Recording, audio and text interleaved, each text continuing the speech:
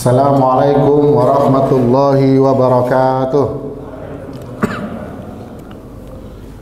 Bismillah, alhamdulillah, wassalatu wassalamu ala sayyidina rasulillah Muhammad ibn Abdullah wa ala alihi wa sahbihi wa man walah.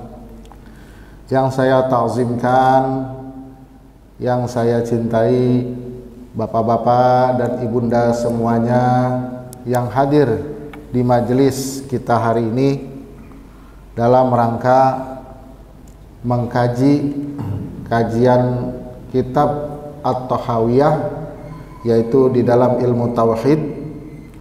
Marilah sama-sama kita niatkan duduk kita di majelis hari ini.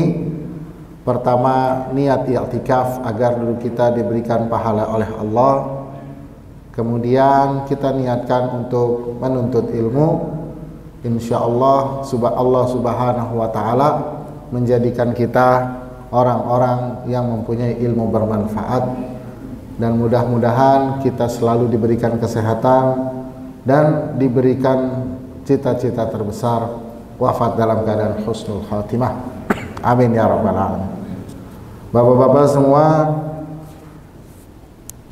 bagaimana dengan kabarnya hari ini? Alhamdulillah.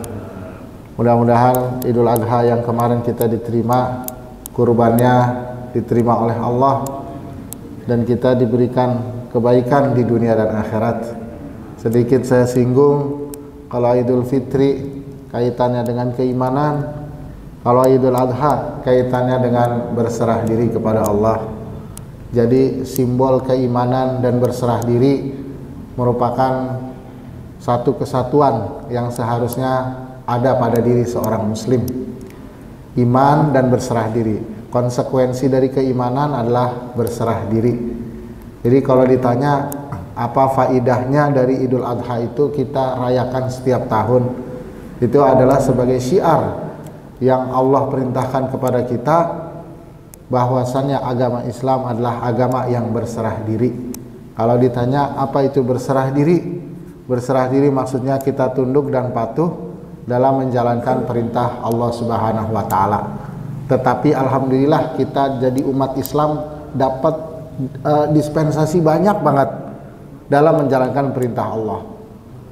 Banyak sekali, salah satunya adalah prinsip pertama, la yukallifullahu nafsan illa wus'aha. Allah tidak membebani kecuali apa yang kita sanggupi. Kemudian yang kedua, banyak sekali diskon-diskon. Misalnya kalau lagi bepergian, yang tadinya sholat zuhur 4 rakaat jadi 2 rakaat, sholat asar 2 rakaat, bahkan boleh digabung. Itu diskon dari Allah Subhanahu wa ta'ala. Jadi kita dalam menjalankan perintah Allah sebagai umat Nabi Muhammad SAW itu lebih ringan daripada umat-umat sebelum Nabi Muhammad. Maka di sini kita menjalankannya dengan penuh kebahagiaan karena beruntung kita diutus ditakdirkan menjadi umatnya Nabi Muhammad SAW. Baik bapak-bapak semuanya, kita masih makna tauhid kepada Allah dan sifat-sifat sempurnanya. Ini bagian keempat ya. Jadi kita dalam bertauhid kan, kalau tauhid sudah dibahas pada pertemuan sebelumnya, arti secara bahasa itu meyakini sesuatu itu satu. Itu arti daripada tauhid secara bahasa. Namun yang dimaksudkan oleh Islam, makna tauhid itu bukan hanya yakin zat Allah esa, tapi harus disertai yakin kalau Allah disifati dengan sifat-sifat sempurna. Jadi ketika saya mengatakan aku bertauhid kepada Allah, maksudnya saya yakin zat Allah itu esa, zat Allah itu satu, dan plus disifati dengan sifat sempurna. Maka kalau orang yang cuma menyatakan Allah itu esa, tapi Allah nggak disifati dengan kudroh, kuasa, Allah nggak disifati dengan misalkan kidam, maka itu bukan tauhid secara istilah atau secara sudut pandang agama Islam. Maka di sini saya kasih judulnya makna tauhid. dan sifat-sifat sempurna Allah Subhanahu wa taala. Nah, sebelum kita lanjut pada pembahasan kita ya, kita murajaah dulu bab yang lalu Bapak-bapak ya, bab bulan lalu. Jadi kalau bisa dilihat di channel YouTube-nya, bab yang lalu kita membahas pertama, iman merupakan awal kewajiban bagi mukallaf. Mukallaf itu siapa? Mukallaf itu orang yang baligh, berakal, selamat panca indera, dan sampai kepadanya dakwah Islam. Kalau terpenuhi kriteria ini Bapak-bapak, maka seseorang itu disebut dengan mukallaf. Mukallaf secara bahasa artinya orang yang diberikan beban. Berarti di sini orang tersebut diberikan beban oleh Allah untuk menjalankan syariatnya. Jadi orang mukallaf itu orang yang diberikan Allah beban untuk menjalankan syariatnya, berupa sholat, berupa zakat, berupa yang lain-lainnya yang Allah tetapkan di dalam Al-Quran dan dijelaskan oleh Al-Hadis. Nama orangnya mukallaf. Saya mukallaf, dan orang yang ada di sini mayoritas mukallaf. Anaknya Bapak Agung belum balik, berarti dia belum mukallaf, belum diberikan beban syariat.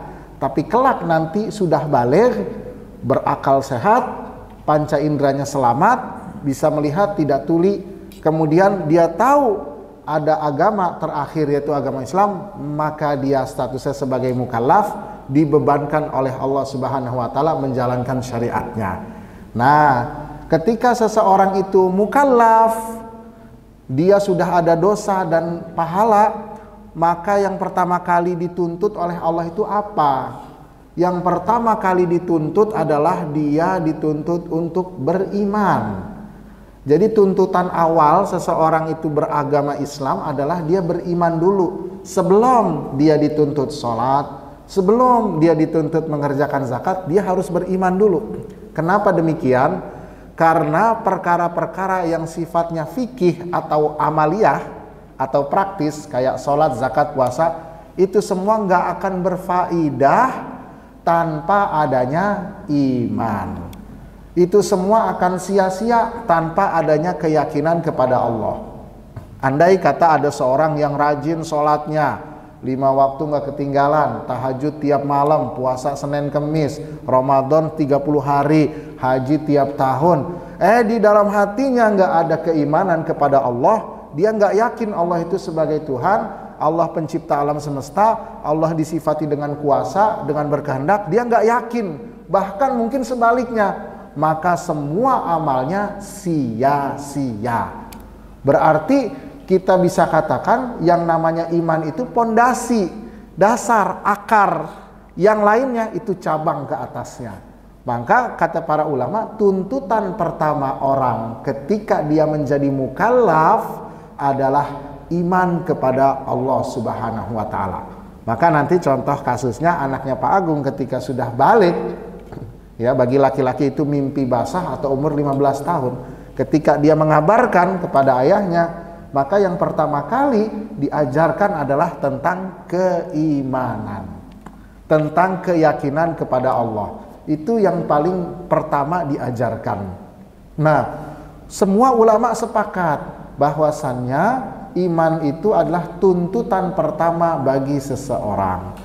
Nah, kemudian definisi iman itu apa? Definisi iman adalah kita meyakini bahwasannya Allah Subhanahu wa taala Maha Esa dan Allah Subhanahu wa taala disifati dengan sifat sempurna.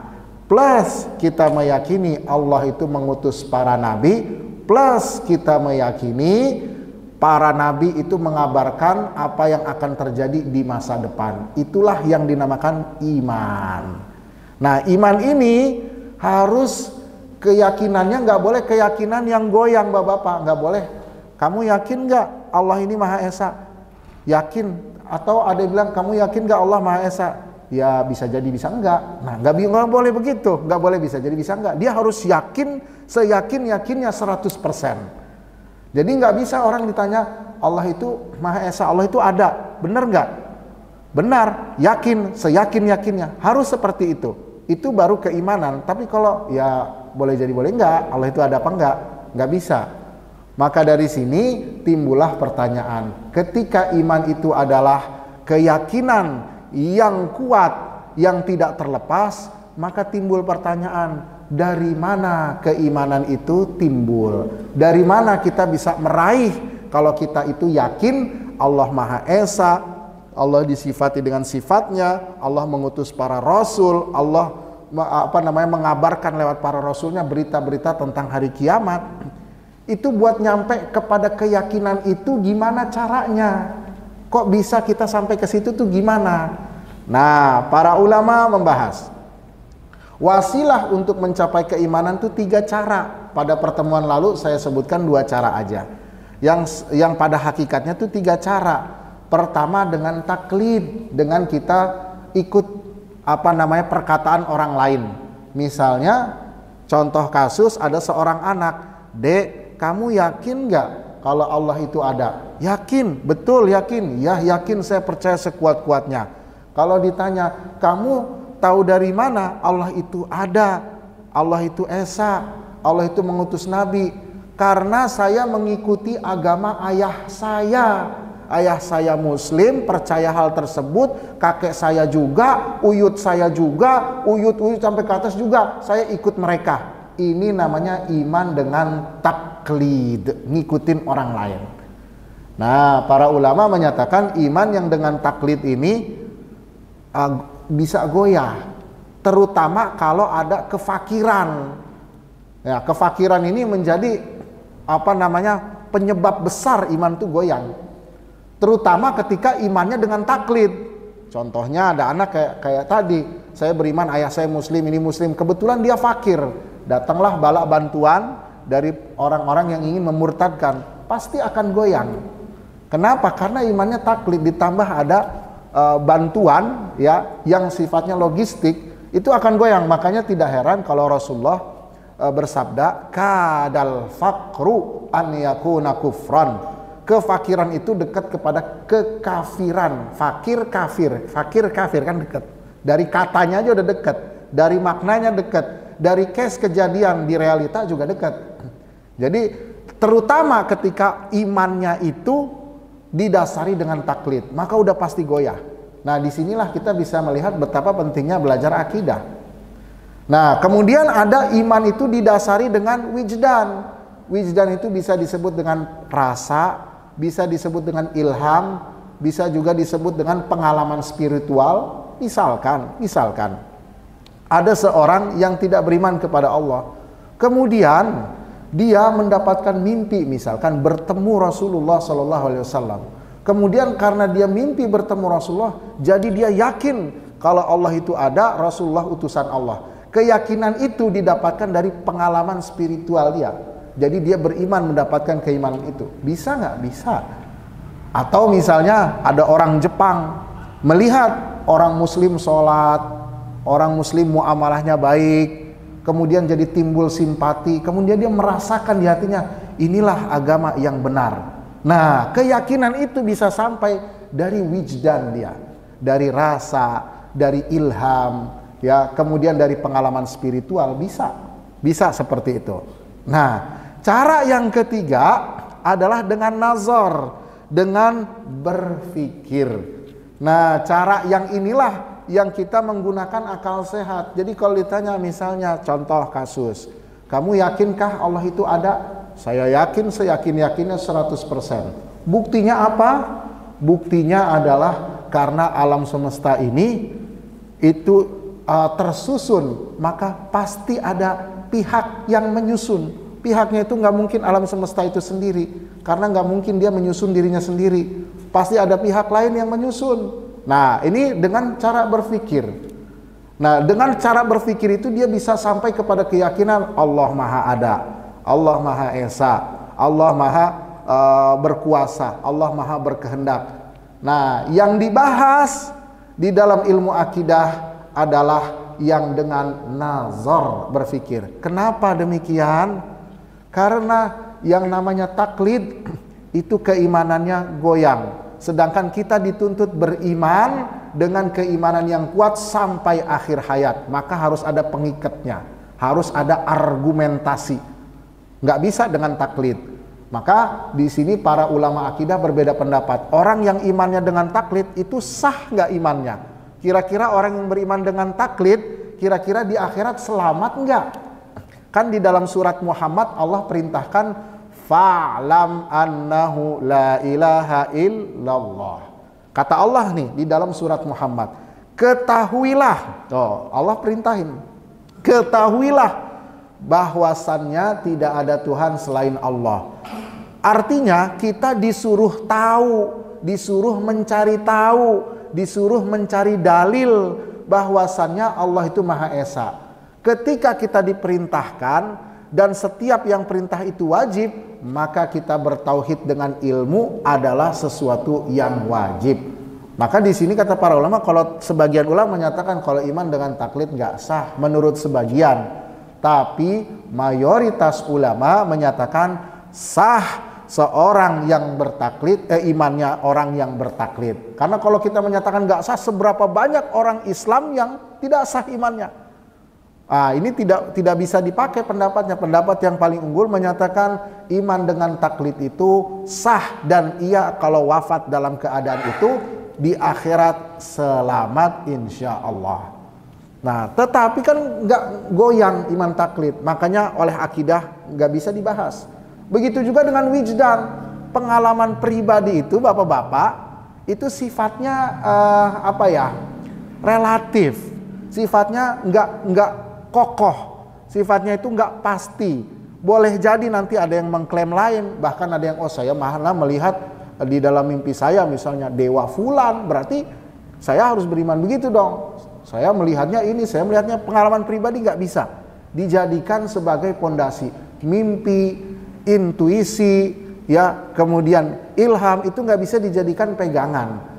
Maka yang bisa dijadikan pegangan adalah dengan nazar, dengan berpikir dengan akal sehat. Akal sehat itu sifatnya pasti dan semuanya akan mengakui. Contoh dari akal sehat itu apa? Yang dimaksud akal sehat di sini. Contohnya pengetahuan kita bahwasannya 1/2 dari 2. Nah, bayangin bapak-bapak, 1/2 dari 2. Kita kan tahu, iya kita tahu itu. Benar nggak itu? Pasti semua manusia mengakui itu benar, 1 itu 1/2 dari 2. Semuanya ngakuin, nggak ada yang mengingkarin kecuali dia nggak punya akal. Pasti dia mengingkari. Kalau orang yang punya akal sehat dia pasti ngaku, iya 1/2 dari 2. Itulah yang disebut dengan akal sehat. Contoh lain yang dimaksud dengan akal sehat, 2 hal yang kontradiksi nggak mungkin nyatu. Misalnya sesuatu ini, ya misalkan bapak-bapak, pulpen ini ada dan tidak ada. Nggak mungkin saya mensifati pulpen ini ada dan tidak ada dalam satu waktu. Itu 2 hal kontradiksi, nggak mungkin terjadi secara akal sehat. Pasti pulpen ini disifati kalau dia ada, kalau dia nggak ada. Nggak mungkin dalam satu waktu pulpen ini disifati ada dan tidak ada, mustahil. Begitu juga misalkan saya sifati pulpen ini bergerak dan diam dalam satu waktu. Nggak mungkin. Pasti pulpen ini salah satunya. Kalau nggak dia bergerak, kalau nggak dia diem. Nggak mungkin bergerak dan diem dalam satu waktu. Akal akan menafikan. Nggak mungkin, mustahil. Pasti salah satunya kalau nggak bergerak, kalau nggak diem. Nah, itulah yang disebut dengan akal sehat. Jadi dengan akal sehat itu kita membangun keyakinan bahwasannya Allah itu Maha Esa, Allah itu Maha Kuasa dan seterusnya. Dengan begitu maka kita mempunyai hujjah yang kuat di dalam keimanan kepada Allah. Misalkan gini, kamu tahu Allah itu Maha Esa, dari mana dalilnya? Dalilnya Allah itu ada karena alam semesta ini berubah-ubah. Dari tidak ada menjadi ada. Ketika dia berubah dari tidak ada menjadi ada, maka harus ada faktor yang mengadakan dia. Karena tidak mungkin sesuatu itu muncul tanpa sebab. Maka di sini kita menggunakan akal sehat bahwasannya ada akibat, pasti ada sebab, dan itu diakui oleh semua manusia. Maka dengan begitu keimanan atau keyakinan yang diraih, keyakinan yang kokoh. Mau kita kemana aja, kita katakan misalnya yang mengatakan Allah itu nggak ada, tinggal kita bantah dengan hukum sebab akibat. Tidak mungkin ada akibat tanpa sebab. Nah, tidak mungkin adanya sesuatu muncul dengan sendirinya tanpa ada faktor. Nah, inilah yang dinamakan dengan nazar. Allah memerintahkan kita, bapak-bapak, untuk nazar. Ya, saya bacakan nih ya ayat-ayatnya di dalam Al-Quran. Di sini saya bacakan dulu di dalam kitab Syarah Thahawiyah. Ini dinyatakan, wa qala jumhurul mutakallimin inna tariqa ma'rifatillah innama huwa bin nazar wal istidlal. Jalan untuk sampai kepada keimanan kepada Allah itu dengan cara nazar, berfikir menggunakan akal sehat dan mencari dalil. Kenapa harus demikian? Idzil ilmu biwujudihi laisa daruriyan. Karena pengetahuan kita tentang adanya Allah itu bukan pengetahuan dasar, bukan pengetahuan yang diketahui oleh seluruh manusia. Andai kata seluruh manusia itu tahu Allah itu ada tanpa harus mencari dan membahas, maka semua orang di dunia ini beriman. Maka bisa kita katakan karena ada orang yang percaya ada enggak, maka keberadaan Allah bisa diketahui dengan kita mencari dalilnya. Kemudian kata pensyarah dari Aqidah Thahawiyah, wad dalilun naqli minal kitabi was sunnah far'un an subutihi wa subutin nubuwah. Dan yang harus kita ketahui Bapak, bahwasanya dalil itu ada dua, dalil dari akal dan dalil dari syariat. Nah, untuk mengetahui keberadaan Allah itu dalilnya harus dalil akli, nggak bisa pakai dalil nakli, nggak bisa pakai ayat-ayat dari syariat. Kenapa? Karena untuk menyatakan syariat itu dari Allah itu butuh dalil akli. Jadi nggak bisa pakai dalil syariat. Misalnya Allah itu ada, ya ada. Apa dalilnya? Misalkan Qul huwallahu ahad. Orang yang nggak percaya akan nanya, kamu tahu dari mana kalau Qul huwallahu ahad itu dari Allah? Kalau Qul huwallahu ahad itu benar, karena ini dari Allah. Kamu tahu dari mana Allah itu ada? Karena Qul huwallahu ahad. Kamu tahu dari mana Qul huwallahu ahad itu pernyataan yang benar, karena ini dari Allah. Kamu tahu dari mana Allah itu ada? Jadi muter aja, nggak bisa dengan dalil nakli. Makanya para ulama sepakat, bahkan Ibnu Taimiyah di dalam kitabnya Dar'ut Ta'arud Bainal Aqli wan Naqli menyatakan jalan untuk mengetahui keberadaan Allah itu dengan menggunakan dalil akli, bukan dengan dalil nakli. Kemudian di sini dinyatakan oleh pensyarah Thahawiyah, fata'ayyana listidlalu biddalailil aqliyah. Ketika dalil nakli ini nggak mungkin digunakan, maka harus menggunakan dalil akli. Kemudian fattariqu ila isbatihi, dan cara mengisbatkan Allah itu ada dengan dalil akli dengan jalan imkanul alam au hudusihi. Kita melihat bahwasannya alam ini baru alias berubah-ubah. Dari sinilah bisa dijadikan pijakan untuk sampai kepada kepengetahuan bahwasannya Allah itu ada melalui hukum sebab akibat. Nah, hukum sebab akibat ini udah pasti Bapak-bapak, sudah paten, nggak bisa dibantah. Maka oleh orang manapun nggak bisa dibantah sebab akibat. Ada akibat pasti ada sebab. Adanya sebab ya menimbulkan akibat. Itu udah hukum yang disepakati oleh orang yang berakal. Baik anak kecil, anak orang besar atau orang tua, baik orang bodoh, IQ rendah atau IQ tinggi, pasti akan mengakui hukum sebab akibat. Ketika kita membangun keimanan dengan hukum sebab akibat, maka kita telah membangun keimanan yang kokoh yang diakuin oleh seluruh manusia. Dengan begitu keimanannya kokoh.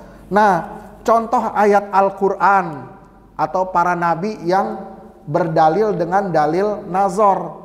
Contohnya di dalam surat Muhammad ya ayat 38 Allah berfirman, wallahul ghaniyyu wa antumul fuqara. Kata Allah nih dengan isyarat, Allah lah yang maha kaya, Kaya di sini maksudnya nggak butuh sama yang lain. Wa antumul fuqara, sedangkan kalian manusia dan seluruh alam itu fakir. Fakir itu maksudnya butuh yang lain. Saya ada di dunia butuh ayah ibu saya. Ayah ibu saya butuh kakek nenek saya. Terus ke atas butuh. Kalau saya butuh sama yang lain, berarti semua alam semesta ini butuh kepada pihak lain yang mengadakannya. Siapa yang mengadakannya? Allah. Nah, ini diisyaratkan oleh Allah di dalam surat Muhammad ayat 38. Kemudian ya surat Al-An'am ayat 76, ketika Nabi Ibrahim alaihissalam pergi ke gunung, beliau ingin mencari argumen buat ngedebat Raja Namrus dan pengikutnya. Apakah Nabi Ibrahim ngedebatnya? Ayo beriman kepada Allah. Nih ayat yang saya diturunkan kepada saya dari Allah. Berimanlah kepada ayat ini. Allah itu ada.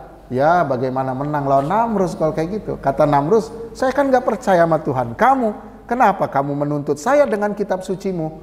Ya, kata Namrus, nanti akan dinyatakan argumentasikan dulu kalau Tuhanmu itu ada. Dan argumentasinya itu gak bisa dari kitab suci kamu. Kan saya gak percaya. Nanti lama-lama Rasul itu kalah debat. Maka Nabi Ibrahim pergi ke atas bukit di dalam surat Al-An'am 76. Perhatikan alam semesta. Kata Nabi Ibrahim, muncul bulan. Ini Tuhanku kah? Itu Nabi Ibrahim lagi ngejek, ngelihat rembulan. Inikah Tuhanku? Katanya. Tuhannya model begini, hilang. Tuhannya hilang. Kok Tuhan hilang? Kalau Tuhan hilang, berarti dia disifati dengan ketiadaan. Bagaimana Tuhan itu Tuhan yang tidak ada? Loh, kan dengan dalil argumentasi akliyah Nabi Ibrahim. Kemudian ketika melihat matahari, oh ini lebih terang, kayaknya ini nih, ya bisa kita jadikan argumen. Lebih terang dari rembulan, oke lah mereka menyembah matahari. Taunya hilang matahari. Masa Tuhan hilang? Tuhan itu harusnya ada terus menerus. Nah, jadi kalau yang hilang itu nggak pantas, nggak bisa dijadikan sebagai sesembahan. Karena bagaimana mau mengatur dia aja nggak ada. Nah, kan pakai logika Pak. Ini di dalam surat Al-An'am ayat 76. Nah, silakan dilihat. Kemudian surat apa lagi? Ya, surat Al-An'am, surat Maryam ayat 42. Ya, ketika Nabi Ibrahim mendebat pamannya, apa kata Nabi Ibrahim? A'udzubillahi minasyaitonirrajim. Qala ya abati lima ta'budu ma la yasma'u wa la yubsiru wa la yughni anka syai'a. Wahai ayahku, kenapa engkau menyembah zat yang enggak bisa dengar, nggak bisa melihat, nggak bisa memberikan kebutuhanmu sedikit pun.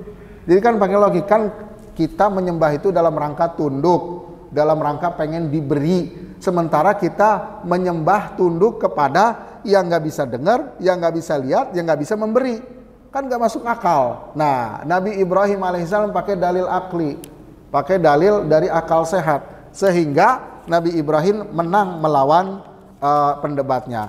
Kemudian ya Bapak-Bapak, di dalam surat Al-Baqarah ayat 258, di mana Nabi Ibrahim alaihissalam ditantang debat sama Raja Namrus. Kemudian kata Raja Namrus, aku bisa menghidupkan yang mati, aku bisa menghidupkan orang dan mematikan. Kemudian didatangkanlah dua orang, kemudian yang satu dimatikan, yang satu dibiarkan. Kata Namrus, nih saya Tuhan, tuh kan saya bisa menghidupkan dan mematikan. Kata Ibrahim, Nabi Ibrahim cerdas, fatonah. Kata Nabi Ibrahim, oke, kalau emang kamu berkuasa, datangkan matahari dari barat yang biasanya terbit dari timur. Tuhan itu berkuasa. Engkau tidak bisa mendatangkan matahari dari barat ke timur. Berarti engkau tidak berkuasa. Kesimpulannya, engkau bukan Tuhan. Itu di dalam surat Al-Baqarah 258. Jadi disinilah kecerdasan para anbiya, Bapak-bapak. Jadi para anbiya dalam mengisbatkan, dalam mengokohkan keyakinan kepada Allah tentang keberadaan Allah itu dengan dalil akli. Ini yang dinaskan oleh Al-Quran. Makanya kita selaku kaum muslimin hendaknya mengajak anak-anak kita untuk lebih berpikir kritis bahwasanya alam semesta ini ada yang menciptakan. Nah, kalau orang yang mengingkari keberadaan Tuhan, keberadaan Allah, itu bukan karena disebabkan berfikirnya mereka. Kalau yang saya telusuri ya Bapak-bapak, wallahu alam, saya baca ini berkaitan dengan revolusi ilmiah yang ada di Eropa. Ketika mereka kecewa dengan agama mereka, dan agama mereka itu kan mengabarkan tentang hari-hari kiamat, tentang hal-hal gaib, ya, dan mereka menyangka inilah yang bisa membuat mereka mundur dalam pengetahuan. Akhirnya mereka membuat satu istilah yang namanya ilmu itu harus didasari eksperimen alias percobaan. Yang nggak bisa dicoba, yang nggak bisa dieksperimenkan, sekalipun terbukti secara logika, dia bukan ilmu. Maka nanti muncul ketika kita berbicara tentang Tuhan, ya, secara hukum sebab akibat pasti ada. Ada akibat, ada sebab, ada alam, pasti ada yang menciptakan. Secara logika terbukti. Tetapi ketika yang penyebabnya ini nggak bisa dieksperimenkan, maka terhitung nggak ada. Maka ilmu tentang ketuhanan nggak masuk ke dalam istilah ilmu menurut ilmuwan Barat. Dan inilah akar ateisme. Inilah yang menjadikan orang menyatakan bahwasannya tidak ada Tuhan, karena mereka menyatakan yang tidak bisa dieksperimenkan, yang tidak bisa dipanca indrakan, terhitung tidak ada sekalipun terbukti secara akal sehat. Inilah akar daripada ateisme. Jadi sebenarnya bukan karena mereka berpikir dengan akal, tapi karena mereka tidak puas dengan argumentasi atau penjelasan yang ada di akal sehat. Oke, ada akibat, ada penyebab, tapi mana penyebabnya kok nggak kelihatan, nggak bisa diuji, berarti nggak ada, nggak bisa dikatakan ada. Walaupun akal menyatakan pasti ada penyebab, karena nggak puas. Jadi mereka menyatakan tidak ada, itulah akarnya. Nah, ini yang harus kita pahami, Bapak-bapak, jangan sampai generasi kita, anak kecil kita, atau kita sendiri seakan-akan menyatakan, oh kalau kita berilmiah itu nanti jadi ateis. Tidak, justru berilmiah akan semakin menguatkan kita tentang keeksistensian Allah Subhanahu wa Ta'ala. Ini semua karena hegemoni Barat yang mereka didorong karena ketidakpuasan terhadap agama mereka. Nah, ini yang harus kita pahami. Nah, kemudian Bapak-bapak yang harus difahami juga, nazar di sini cukup dengan berpikir sederhana, nggak usah terlalu mendalam, cukup. Orang yang diajak berpikir Allah itu ada, dah cukup, dia imannya sah. Kemudian pada pembahasan kemarin kita bahas di dalam ilmu akidah itu dalil yang digunakan dua, dalil akli dan dalil nakli. Dalil akli dari akal, dalil nakli dari syariat. Kemudian kecuali nanti ada beberapa bab kita hanya bisa menggunakan dalil akli. Kemudian pada kemarin kita membahas sifat wujud, wahdaniyah, mukhalafah lil hawadisi beserta dalil-dalilnya, itu ada di video. Silahkan Bapak-bapak dirujuk, mudah-mudahan bisa bermanfaat buat kita semua. Nah, ini sebenarnya baru murajaah ini, belum masuk, tapi udah berapa ini nih, itu ya Bapak-bapak ya, ini 4 ini. Kalau saya jelasin lagi wujud dalilnya apa ini panjang lagi, jadi nggak usah dah kita lewat ya Bapak-bapak.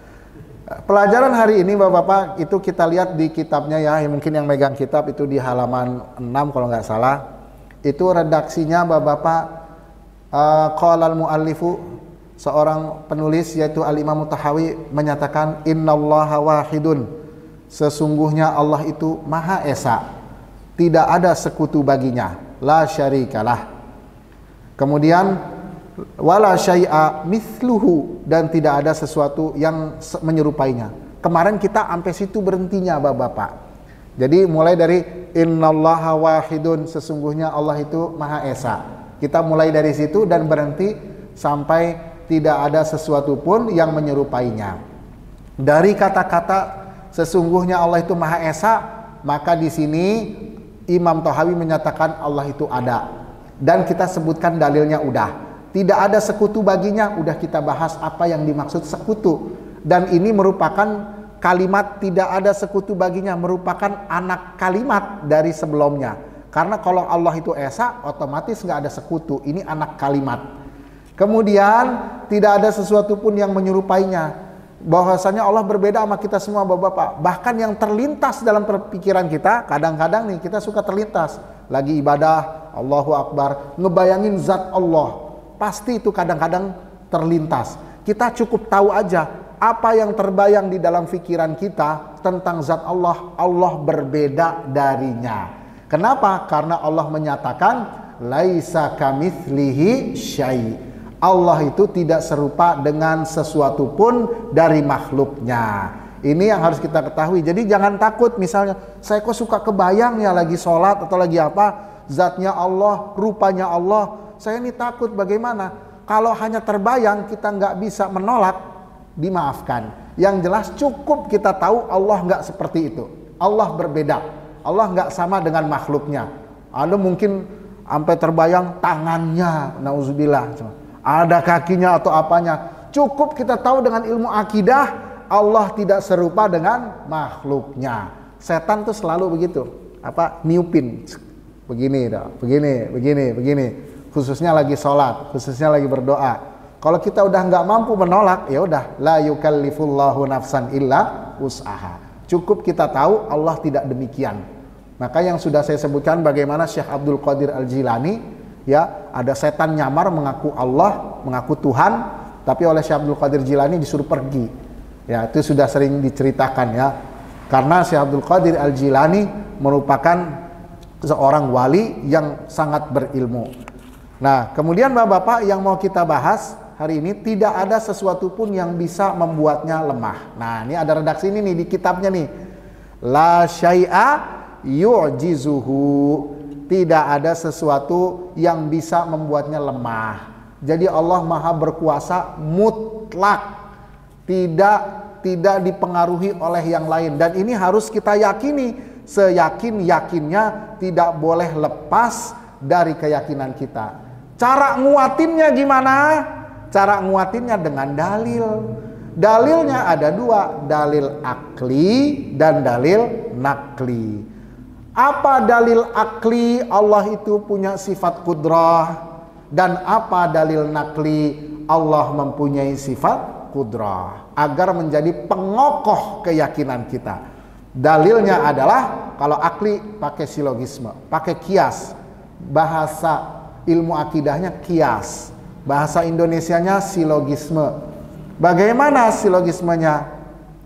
Seandainya Allah tidak disifati dengan kudrah, maka konsekuensinya Allah disifati dengan sebaliknya, yaitu ajaz, lemah. Kan cuma ada dua kemungkinan, kudrah dan ajaz, kuasa dan lemah. Kalau nggak disifati dengan kuasa, berarti disifati dengan lemah. Ya, otomatis dong, seseorang hidup atau mati, atau hidup dengan nggak hidup, pasti disifati dengan salah satunya. Kalau disifati dengan hidup, pasti otomatis mustahil dia yang nggak hidupnya itu mustahil. Kalau disifati dengan nggak hidup, pasti yang hidupnya mustahil. Nah, cuma ada dua kemungkinan. Andai kata Allah tidak disifati kudroh, maka otomatis disifati dengan ajaz, lemah. Hal itu mustahil. Kenapa? Karena kita lagi-lagi lihat alam semesta. Alam semesta yang megah, yang tersusun dengan hebat, mustahil kalau pembuatnya itu lemah. Secara akal yang kompleks begini, alam semesta begitu hebatnya, itu pasti menandakan pembuatnya punya sifat kuasa. Kita lihat aja, bumi ini punya massa, Jupiter punya massa, matahari punya massa, planet terbesar Stepson punya massa. Massanya Masya Allah nggak kehitung.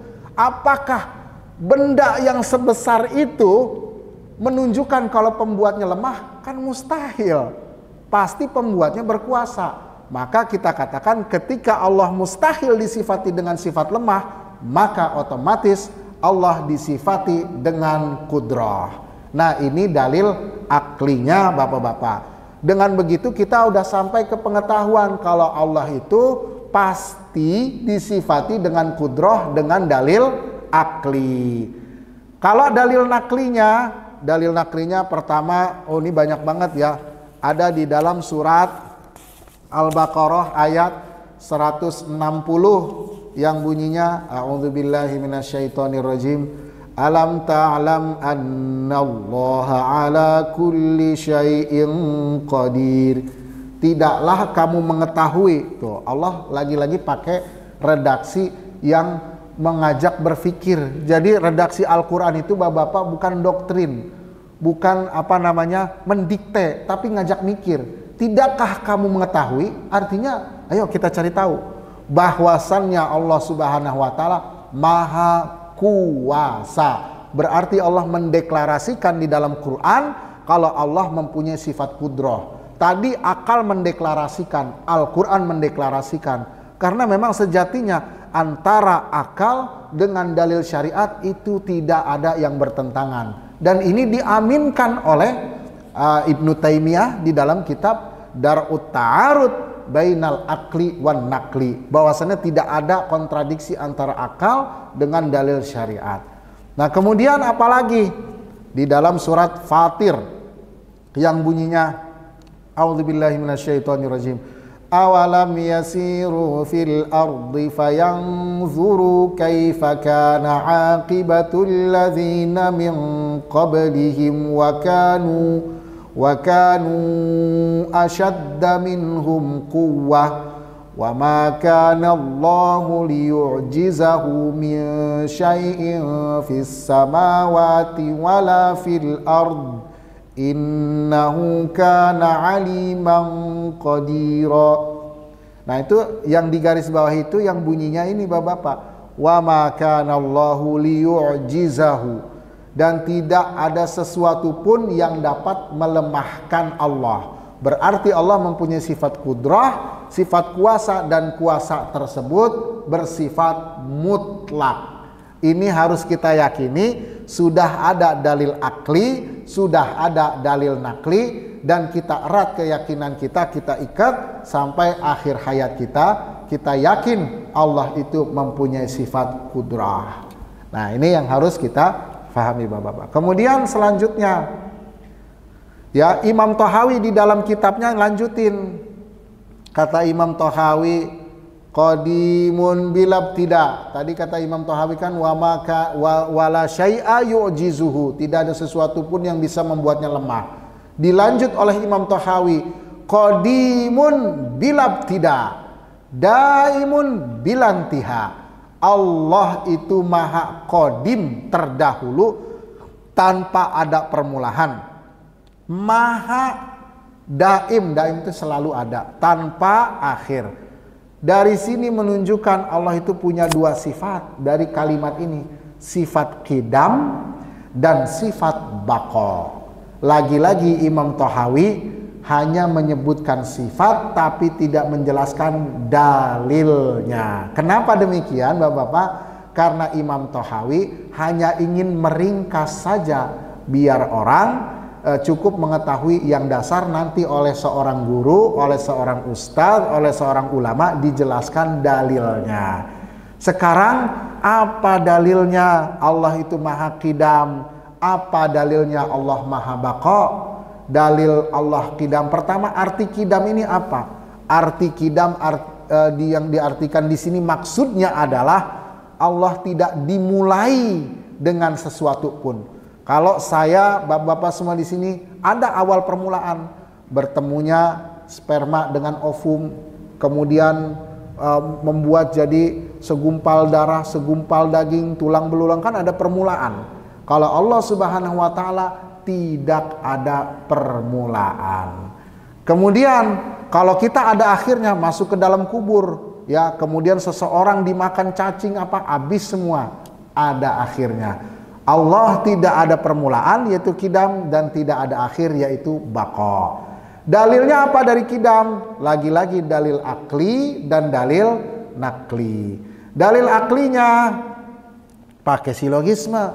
Lagi, seandainya Allah tidak disifati dengan qidam, maka konsekuensinya Allah disifati dengan sebaliknya, yaitu hudus atau baru. Baru di sini maksudnya dari nggak ada menjadi ada. Nah, kan cuma ada dua kemungkinan, kalau nggak qidam, kalau nggak hudus. Kalau nggak terdahulu tanpa permulaan, kalau nggak dia baru ada permulaan. Cuma dua kemungkinan. Ketika kita katakan ya nggak mungkin Allah itu hudus punya permulaan, berarti Allah itu qadim. Nah, nanti di sini timbul pertanyaan, kenapa sifat hudus atau Allah itu punya permulaan itu mustahil secara akal itu kenapa? Karena andai kata, ini andainya, seandainya Allah punya permulaan, berarti Allah membutuhkan hal lain yang mengadakannya. Kemudian hal tersebut ya akan membutuhkan lagi kepada hal lain yang mengadakannya. Nanti jadi silsilah yang nggak berujung, terus nggak berujung. Akhirnya nggak ada sesuatu yang menjadi paten, terus berujung. Yang ini butuh ini, yang ini butuh ini, terus nggak berujung, dan ini mustahil. Maka mustahil kita katakan Allah ini mempunyai sifat kudus. Dengan demikian sudah pasti disifati Allah dengan kidam. Itu dalil aklinya bapak-bapak. Jadi dalil aklinya, andai kata Allah nggak disifati dengan kidam, maka Allah disifati dengan baru atau hudus. Allah punya permulaan. Sedangkan Allah punya permulaan, secara akal itu mustahil. Kenapa mustahil? Karena nanti Allah akan membutuhkan zat lain, dan zat tersebut akan membutuhkan kepada yang lain, kepada yang lain, kepada yang lain, terus gak beruntun, gak berhenti. Itu mustahil. Maka Allah disifati dengan kidam. Kemudian dalil naklinya apa? Dalil naklinya surat Al-Hadid ayat 3. A'udzubillahi minasyaitonirrajim. Huwal awwal. Nah, di sini di garis bawah. Dialah yang awal. Awal di sini maksudnya bukan Allah pertama, kemudian kita kedua, tapi Allah sebelumnya ada yang awal lagi, enggak. Maksud awal di sini Allah lah permulaan buat segala sesuatu. Zatnya sendiri tidak bermula. Inilah tafsiran dari Asmaul Husna yang berbunyi al-awwal. Jadi maksud awal di sini adalah qadim. Allah itu tidak ada permulaan. Ini dalil naklinya. Nah, bapak-bapak, jadi Allah disifati dengan qadim, tetapi mohon maaf, ada kawan-kawan kita yang di lain jalan dari kita yang mengkritisi hal ini. Kata mereka, bagaimana bisa Allah disifati dengan qadim atau qidam, sementara Al-Quran gak pernah menyatakan Allah itu qadim dan qidam. Ini ngarang-ngarang ini, katanya begitu. Siapa? Pertama, ini karena ini ranahnya ilmiah, bukan untuk mengejek, maka saya harus menyebutkan. Ya, dia adalah pertama Ibnu Taimiyah, kemudian Ibnul Qayyim Al-Jauziyah, kemudian siapa lagi? Albani, kemudian Ibnu Baz, kemudian bin Utsaimin, menyatakan ini nggak ada ini istilah qidam di dalam Quran. Ini bid'ah. Allah nggak pernah menyatakan dirinya qadim ini. Nah, ini nggak bisa dikatakan demikian. Nah, bagaimana? Sementara kita sudah belajar di dalam kitab akidah Allah punya sifat qadim, qidam. Kata mereka nggak boleh kita menamakan Allah dengan nama yang nggak ada di dalam Al-Quran. Haram hukumnya. Nah, pertama Bapak, dalam ilmu Adabul Bahsi wal Munazarah, dalam ilmu perdebatan yang ditulis para ulama, menjawab argumentasi orang itu bisa dengan dua cara. Dengan cara ilzami atau dengan cara tahqiqi. Dengan cara ilzami itu kita balikan. Dengan cara tahqiqi kita cari kebenaran. Nah, sekarang saya pakai jalan ngebalikin dulu. Andai kata antum, Ibnu Taimiyah, Ibnul Qayyim, bin Baz, Albani, Utsaimin menyatakan tidak boleh menyatakan Allah dengan sifat yang tidak ada di dalam Al-Quran, pembagian antum terhadap tauhid rububiyah, tauhid uluhiyah, tauhid asma wa sifat itu nggak ada di Al-Quran, nggak ada di hadis, nggak ada di sahabat, nggak ada di tabi'in. Seharusnya antum juga menyatakan diri antum bid'ah. Itu tidak ada di dalam Al-Quran. Tauhid rububiyah, tauhid uluhiyah, tauhid asma wa sifat tidak ada. Berarti antum telah melanggar kaidah antum sendiri. Itu pertama. Yang kedua adalah ternyata istilah qidam disebutkan di dalam hadis riwayat Abu Dawud yang bunyinya a'udzubillahi minasyaitonirrajim. Rasulullah berdoa, a'udzubillahil azim wa biwajhihil karim wa sultanihil qadim. Tuh ada kata-kata wa sultanihil qadim. Aku berlindung kepada Allah yang maha agung dengan kemuliaan zatnya, kekuasaannya yang qadim. Ketika kekuasaan Allah itu disifati qadim, maka Allah kita sifati dengan qidam alias qadim. Dan hadis ini menariknya Bapak-bapak disahihkan oleh Al-Albani sendiri di dalam kitab Sahih Abu Dawud.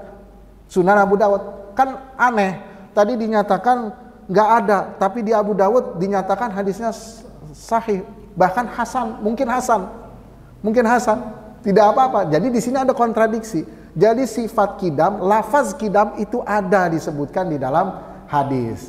Jadi kita tidak usah gusar dengan syubhat yang menyatakan kidam ini nggak ada di Al-Quran, kidam ini nggak boleh. Ternyata di dalam hadis ada. Dan kalaupun demikian, karena tidak ada, berarti harusnya tauhid rububiyah, uluhiyah, asma wa sifat batal semua. Karena tidak ada di Al-Quran, tidak ada di sunnah, tidak ada sahabat dan tabi'in. Itu istilah baru yang dibawa oleh Ibnu Taimiyah sendiri. Jadi termasuk bid'ah juga. Kemudian Bapak-bapak, ternyata di dalam kitabnya Al-Imam Al-Baihaqi juga disebutkan sifat kidam, ya. Al-Imam Al-Baihaqi di dalam kitab hadisnya menyebutkan babu zikril asma'i was sifat, bab tentang penyebutan asma dan sifat. Dan di dalam bab itu Al-Imam Baihaqi mencantumkan Allah disifati dengan qadim. Jadi selama beratus-ratus tahun dari Imam Asy'ari sampai zamannya Ibnu Taimiyah tidak ada yang pernah memuskilahkan atau mempermasalahkan qadim. Karena qadim itu ada di dalam hadis dan tafsiran dari Al-Awwal. Tapi Ibnu Taimiyah lah yang pertama kali mempermasalahkan. Nah itu setelah jarak beratus-ratus tahun. Kemudian ke bawah-bawahnya dipermasalahkan. Padahal itu sudah diterima oleh ulama umat bahwasannya Allah Subhanahu wa Ta'ala disifati dengan qadim. Mungkin ada yang bertanya lagi, tapi kan gak ada di Asmaul Husna sifat qadim, Rahman, Rahim, As-Salam, Al-Qahir, kemudian Al-Jabbar, mana ada Al-Qadim? Nah, pertama kita nyatakan bedakan antara Asmaul Husna dengan sifat. Itu dua hal beda. Asmaul Husna itu menunjukkan zat.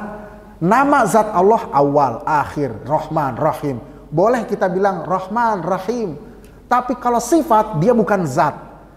Ya, ini untuk pendekatannya. Contoh kecil. Ini untuk pendekatan. Ada orang namanya Zaid atau namanya Ali. Nama orang itu Ali. Sifatnya towil, tinggi. Kita nggak bisa manggil dia dengan nama tinggi, pendek, hitam, putih. Itu sifat, bukan zat. Nah, jadi bedakan antara asma dengan sifat. Qadim itu sifat, bukan asma. Maka kita nggak boleh berdoa ya qadim, tetapi berdoanya ya awal. Nah, kalau Asmaul Husna itu nggak boleh kita ngarang atau membuat istilah sendiri. Harus ada sandarannya dengan jelas dari Al-Quran dan hadis. Rahman, Rahim, As-Salam, Al-Mu'min, Al-Muhaimin. Asmaul Husna nggak bisa diotak-atik. Sedangkan sifat ya yang menunjukkan kesempurnaan Allah bisa kita ungkapkan dengan sesuatu yang menunjukkan kesempurnaan Allah. Misalnya, bisa nggak kita mensifati Allah dengan pembuat alam semesta? Kan nggak pernah. Al-Quran menyatakan Allah pembuat alam semesta, Allah pengatur alam semesta, atau Allah maha pembuat strategi, Allah maha pembuat skenario. Nggak ada di Al-Quran, nggak ada di hadis. Boleh nggak kita mensifati begitu? Boleh, karena itu bukan Asmaul Husna, itu sifat buat Allah Subhanahu wa Ta'ala, nggak masalah. Segala sifat yang menunjukkan kesempurnaan nggak masalah. Maka di sini bedakan antara Asmaul Husna. Asmaul Husna itu menunjukkan sifat, menunjukkan zat. Kalau sifat itu tidak menunjukkan zat. Apapun sifat yang menunjukkan kesempurnaan bisa kita sematkan kepada Allah Subhanahu wa Ta'ala. Ini adalah pendapat mayoritas ulama dan ini diaminkan oleh Al-Imamul Ghazali, Al-Imamul Baihaqi ya di dalam kitab-kitabnya.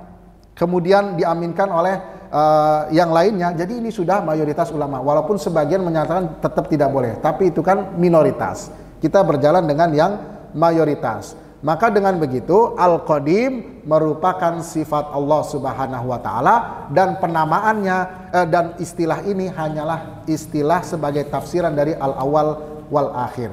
Insya Allah nanti kita akan sambung selanjutnya Bapak-bapak. Intinya adalah dari sifat Al-Qadim tadi yang harus kita ketahui pertama bahwasannya sifat 20 Allah Subhanahu wa taala merupakan rangkuman. Jadi seluruh sifat sempurna Allah akan balik kepada sifat 20. Seluruh Asmaul Husna akan kembali ke sifat 20. Contoh, Ar-Razzaq, Maha pemberi rezeki. Itu pasti zat yang pemberi rezeki disifati dengan kudroh. Kemudian Al-Muntakim, yang maha membalas yang memberikan azab. Yang memberikan azab otomatis punya sifat kudroh. Kemudian Al-Khaliq, yang menciptakan, otomatis pasti punya sifat kudroh. Kemudian Al-Musawwir, yang memberi bentuk, otomatis punya sifat kudroh. Jadi seluruh Asmaul Husna itu akan kembali kepada sifat 20. Dan itu merupakan rangkuman dari sifat sempurnanya Allah Subhanahu wa taala. Jadi kesimpulan hari ini kita mengambil sifat Allah yang pembahasan sifat Allah yang baru, yaitu adalah Allah disifati dengan Al-Qidam, kemudian Allah disifati dengan Al-Baqa, tapi Al-Baqa ini belum kita pelajari. Kemudian Allah disifati dengan Al-Qudrah. Insya Allah kalau ada waktu ditakdirkan kita ketemu kembali, dan mudah-mudahan pertemuan kita diridhoin oleh Allah Subhanahu wa taala. Mohon maaf Bapak-bapak atas segala kekurangan, atas segala ketidaksengajaan dari saya yang membuat mungkin ada yang tersinggung atau sebagainya. Ini adalah ranah ilmiah. Wa minallahi taufiq. Assalamualaikum warahmatullahi wabarakatuh. Assalamualaikum Ustaz. Ada pertanyaan dari mana? Baik, silakan. Waalaikumsalam warahmatullahi wabarakatuh. Tadi mengenai wasilah keimanan, Betul. taklid, lisan dan Nazar. menggunakan akal sehat. Ya, betul. Jadi berarti orang menggunakan sesuatu beriman. Ya. Tapi banyak sekarang orang nggak menggunakan akal sehat. Dan bahkan tidak beriman. Ya. Terima kasih. Ya. Jadi yang tadi dikatakan mendapatkan keimanan dengan akal sehat, bukan dengan akal sehat pasti ada keimanan. Ada orang yang tidak menggunakan, dia punya akal sehat tetapi tidak menggunakannya untuk mencapai kepada pengetahuan kepada Allah Subhanahu wa taala. Ada nggak? Ada. Makanya di sini butuh kepada hidayah. Hidayah itulah yang menggerakkan seseorang untuk menggunakan akalnya sehingga dia sampai kepada kesimpulan Allah itu ada. Kalau Allah nggak kasih hidayah, itu nggak bergerak orang itu ke situ. Maka ada istilah hidayah dan taufik. Dan ini yang terjadi oleh para sahabat. Ketika Sayyidina Umar ya ingin membunuh saudarinya, itu awal mula dari hidayah. Kemudian Sayyidina Umar nguntit saudarinya sampai ke rumahnya, dengar surat Toha. Dengar surat Toha, Sayyidina Umar tertakjub. Otomatis dengan takjub itu di situ ada dialektika berpikir. Cuman nggak tanpa disadari. Dialektika berpikirnya apa? Sayyidina Umar sampai gemeter, Pak. Gemeter, kenapa? Kata Sayyidina Umar, ini nggak mungkin ucapan ini diucapkan manusia atau jin. Kalau nggak mungkin manusia atau jin, otomatis yang ketiga yaitu Allah. Itu dialektika Sayyidina Umar dengan akal sehat sampai bergetar. Ya kan kalau kita dengerin Quran bukan bergetar, malah ngantuk. Kenapa? Karena nggak paham isinya. Jadinya ngantuk. Nah Sayyidina Umar kan dengan begitu berdialektika, dia sampai gemeteran. Nah artinya apa? Sayyidina Umar menggunakan akal sehatnya itu ketika ada hidayah yang Allah tiupkan sehingga dia bergerak untuk ke situ. Seberapa banyak orang, bukan seberapa banyak, semua orang diberikan akal sehat. Tapi nggak semua orang diberikan hidayah untuk bergerak ke sana. Nah makanya bahkan kita bisa bergerak ke sini, bapak-bapak duduk sampai lama sejam 2 jam, itu karena hidayah yang Allah tiupkan. Dengan begitu kita menggunakan akal. Maka akal ini nggak sendirian juga. Ada faktor hidayah, ada faktor taufik. Bahkan kalau nggak dapat taufik, cuma dapat hidayah, mungkin nggak nyampe. Kalau hidayah itu petunjuk, ibaratnya kita lagi di jalan tol, ada petunjuk Jakarta ke kanan. Itu hidayah. Tapi begitu dia belokin ke kanan, itu taufik. Jadi taufik itu kemampuan untuk melaksanakan hidayah. Belum tentu orang dapat hidayah dapat taufik. Maka orang-orang di Mesir itu selalu doanya itu bukan cuma barakallahu fikum. Kan kalau kita di sini kan doanya yang bahasa Arab pasti gitu-gitu doang. Barakallahu fikum. Tapi ganti Pak doanya, waffaqakumullah. Semoga Allah berikan kamu taufik. Nah kalau udah orang dapat taufik pasti dapat hidayah. Dengan begitu dia tergerak, dia mencari. Kemudian dia mencari, akalnya menerima. Oh iya ternyata begini. Contoh kecilnya aja apa? Siapa? Zakir Naik. Lihat aja sejarah bagaimana dia jadi Islam. tergerak dia. Agama yang bener nih yang mana sih, banyak banget. Tuh, itu hidayah. Dia gunain, dia cari sampai kesimpulan Islamlah yang benar. Itu taufik. Maka dengan begitu dia masuk ke dalam Islam. Jadi saya katakan di sini nazar, akal sehat itu nggak sendirian. Orang semua dikasih akal sehat, tapi nggak ada taufik dan hidayah. Ya, wes selesai masalah. Kemudian pamannya Rasulullah, Abu Thalib, itu tahu Rasulullah nggak bohong, tahu Rasulullah itu Rasul, tapi nggak sempat bersyahadat. Nah itu kenapa? Karena hidayahnya nggak turun, akal sehatnya ada, dia pikir nggak mungkin Muhammad itu bohong, nggak mungkin Muhammad itu berdusta, nggak mungkin Muhammad itu penyihir, nggak mungkin, akal sehatnya udah main, hidayah dan taufik nggak ada. Sampai akhir hayatnya Pak nggak bersyahadat, sampai Rasulullah nangis dan turunlah ayat innaka la tahdi man ahbabta walakinnallaha yahdi man yasha. Sesungguhnya Allah itu, sesungguhnya kamu Muhammad itu nggak bisa berikan hidayah. Yang berikan hidayah itu hak prerogatif Allah. Contoh kecil lagi Pak, tetangga kita tuh yang punya podcast di sana, itu kan dengan ceritanya kan dia berpikir, dia pengen nyari yang bener gimana sih, dia pikirin dulu, hadir majelisnya A'agim, oh ternyata Islam Adam, dia ini kan dengan akalnya, tapi akalnya nggak bakalan jalan kalau dia nggak punya tergerak, nggak punya pendorongnya inilah hidayah. Jadi hidayah nggak langsung twing, dia langsung Islam, nggak, ada prosesnya, berpikir. Kemudian siapa? Sayyidina Hamzah Pak, sahabatnya Nabi Muhammad di depan Ka'bah lagi mau ditinju sama Abu Lahab, tiba-tiba datang Sayyidina Hamzah. Sayyidina Hamzah bilang, siapa yang berani yang Muhammad hadapin saya? Semuanya pada pergi. Kemudian Sayyidina Hamzah menghadap ke Nabi. Bilang apa ke Nabi?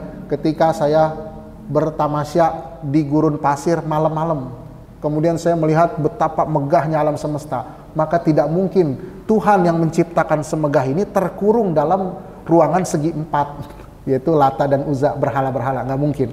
Bil akal, dia terdorong ingin mencari, kemudian Allah tunjukkan dengan akal sehatnya, masuk Islam. Jadi demikian Pak. Jadi nggak mesti orang punya akal sehat pasti langsung beriman, tidak. Ada faktor lain juga, hidayah dan taufik. Makanya kita beruntung kita mendapatkan hidayah dan taufik. Makanya selalu saya sebutkan di dalam khutbah Jumat, di dalam pengajian, mudah-mudahan hidayah dan taufik Allah selalu dilanggengkan dalam diri kita sampai akhir hayat, sehingga kita bisa mengucapkan la ilaha illallah ketika lagi sakaratul maut. Jadi itu paling sulit Pak, ngucapin la ilaha illallah pas sakaratul maut itu paling sulit. Buktinya apa? Saya belum pernah, tapi Nabi ngabarin siapa yang akhir kalamnya la ilaha illallah dia masuk sorga. Itu menunjukkan saking sulitnya mengucapkan la ilaha illallah di akhir hayat. Maka di sini mudah-mudahan kita selalu dapat taufik dan hidayahnya Pak. Amin ya rabbal alamin. Begitu Pak, bisa dipahami. Mudah-mudahan. Amin. Baik. Ada lagi Pak? Ada lagi. Baik, silakan.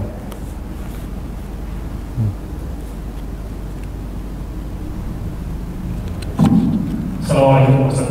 Waalaikumsalam. Terkait dengan nazar tadi ya. Menggunakan akal. Kalau kita menggunakan akal pasti ada keterbatasan. Betul. Dari subjektif jatuhnya. Ya. Kemampuan ilmu si orang yang bersangkutan. Ya. Nah, kalau kita kaitkan nazar ini dengan banyaknya mazhab, 4 mazhab di Islam ini. Ya. Itu bagaimana? Apakah karena ada kekurangan mazhab yang pertama sehingga timbul mazhab yang kedua? Oh ya. Misalnya, padahal kan masing-masing dari imam itu belajar sama lain. Ya. Misalnya Imam Syafi'i belajar sama Imam Hanafi, kalau saya nggak salah ya. Imam Maliki belajar dengan Imam Syafi'i. Nah ini kenapa sampai ada 4 mazhab ini? Apakah karena ada keterbatasan ilmu dari masing-masing imam ini? Itu ya. Terima kasih. Baik. Waalaikumsalam warahmatullahi wabarakatuh. Pertama Bapak bedakan dulu antara kita bicara di dalam akidah sama bicara di dalam furu atau fikih. Jadi akidah ini merupakan usuluddin, pokok agama. Kalau furu fikih tadi mazhab Abu Hanifah, mazhab Syafi'i itu bukan bicara akidah. Mereka bicara fikih. Bedakan antara akidah dengan fikih. Fikih bicara hukum praktis yang terlihat. Oh, kita gerak sholat, itu hukum praktis. Sifatnya indrawi. Kalau akidah sifatnya keyakinan, ada di dalam hati. Jadi beda antara akidah dengan fikih. Itu yang pertama. Kemudian yang kedua adalah yang dimaksud dengan nazar adalah menggunakan akal sehat. Akal sehat ini apa sih yang dimaksudkan? Tadi didefinisikan akal sehat di sini maksudnya pengetahuan manusia yang merupakan final, nggak bisa berubah. Dan ini pasti disepakati semua orang. Contohnya apa? Contohnya tadi Pak, dua hal yang kontradiksi nggak mungkin bisa dua-duanya terjadi. Antara hidup dan tidak hidup atau hidup dan mati, nggak mungkin dua-duanya bisa terjadi dalam satu orang. Itu kontradiksi. Hukum akal orang manapun akan nolak. Kalau misalnya kita katakan hidup dan tidak hidup, hidup dan mati dalam satu orang, mustahil. Misalnya lagi, 1/2 dari 20. Itu orang akan menafikan, nggak mungkin 1/2 dari 20, gimana caranya? Nah, pengetahuan kita mengingkari 1/2 dari 20 itu dinamakan akal sehat. Jadi akal sehat itu pengetahuan dasar manusia. Contohnya lagi, ada akibat pasti ada sebab. Itu akal sehat. Dan ini disepakatin oleh semua orang. Jadi yang namanya nazar, berpikir menggunakan akal dasar, akal sehat yang diakuin semua manusia, tidak mungkin diingkari. Nah, itu yang harus kita pahami. Jadi ketika kita nazar, kita menggunakan kaidah dasar akal sehat manusia. Nah, ini dipelajarin detail di dalam ilmu akidah. Nah, misalnya kayak tadi, tidak mungkin dua hal itu kontradiksi terjadi. Ya, tidak mungkin sesuatu itu disifati dengan dua hal yang kontradiksi. Pasti salah satunya, kan akal sehat begitu. Jadi sifatnya tidak subjektif. Karena ini menyeluruh, maka sifatnya tidak subjektif, paten dan final. Pasti 1/2 dari 2 final. Nggak mungkin nanti di otak-atik 1/2 dari 20 itu salah, itu final. Nah, itu akal dasar manusia. Jadi yang dimaksud nazar menggunakan akal dasar manusia sebagai tangga. Ibaratnya ada hidayah, kita pakai akal sehat, kita berpikir loncat kepada kepengetahuan akidah, bukan pengetahuan fikih. Pengetahuan akidah bahwasannya Allah itu ada. Nah, itu bisa dengan seperti itu Pak. Nah, jadi sifatnya bukan subjektif. Adapun perbedaan mazhab fikih Bapak-bapak, itu kalau kita pelajari ada motifnya. Pertama, motifnya adalah tentu kembali kepada pemikiran mereka dalam memahami hadis. Ada satu hadis, misalnya Bapak-bapak gini ya, contoh kecil. Di dalam Al-Quran disebutkan, illa antakuna tijaratan angtarodim minkum. Jual beli nggak sah kecuali ada keridoan antara penjual dan pembeli. Kalau penjualnya nggak ridho, pembelinya ridho, nggak sah jual belinya. Pembelinya ridho, penjualnya nggak ridho, misalnya nawarnya terlalu rendah, si penjual nggak ridho, ya udah ambil deh, tapi dia nggak ridho, pembelinya oke ambil aja, itu jual belinya nggak sah Pak. Harus dua-duanya saling rela, saling senang, saling ridho. Cuman yang jadi masalah kan Al-Quran cuma menjelaskan saling ridho. Nah, ridho ini sifatnya abstrak, ada di dalam hati. Siapa yang tahu kalau dia ridho? Kan ada di dalam hati. Emang kita bisa belah dadanya? Nah, gitu kan. Inilah yang membuat para imam berijtihad, berpikir. Kata Imam Syafi'i, oh, ridho itu ada di dalam hati. Yang menjadi penerjemah hati itu adalah lisan. Maka dalam jual beli harus ada indikator yang menunjukkan dia ridho. Indikatornya dengan lisan, maka harus ada ijab qabul.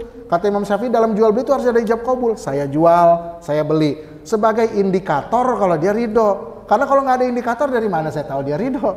Kata Imam Syafi'i. Kata Imam Abu Hanifah, indikator itu nggak mesti berupa lafaz, tapi dari gestur dan tindak tanduk bisa menunjukkan keredoan. Jadilah dua mazhab, mazhab Abu Hanifah dan mazhab Imam Syafi'i. Dua-duanya berpegangan sama Al-Quran, dua-duanya berpegangan sama sunnah, dua-duanya punya kredibilitas ilmu yang bisa dipertanggungjawabkan. Jadi makanya nanti salah kalau dibilang mazhab itu nggak ngikutin Quran, nggak ngikutin sunnah. Lah dari mana mereka? Nah, jadilah timbul mazhab Hanafi, mazhab Syafi'i. Kata mazhab Hanafi, ijab qabul nggak mesti pakai lafaz. Kata mazhab Syafi'i, wajib pakai lafaz. Di zaman sekarang kita nerapin yang mana? Coba Pak, kalau ke Indomaret misalnya, Alfamaret, pakai mazhabnya Syafi'i, itu kasirnya kesian Pak. Dari siang saya jual, saya beli, saya jual, saya beli. Itu kering lama-lama, apalagi pas lagi puasa. Saya jual coklat, saya beli ini, saya jual ini, saya jual. Susah kan Pak? Makanya kita pindah pakai mazhab Abu Hanifah. Cukup di kasir kita naruh barang, tek, si kasir tek. Tindakan itu menunjukkan dia ridho. Ya udah cukup, jual belinya sah. Nah, itu dia yang menyebabkan mazhab berbeda. Kemudian Bapak-bapak, contoh kecil. Al-Quran menyatakan aula mastumun nisa.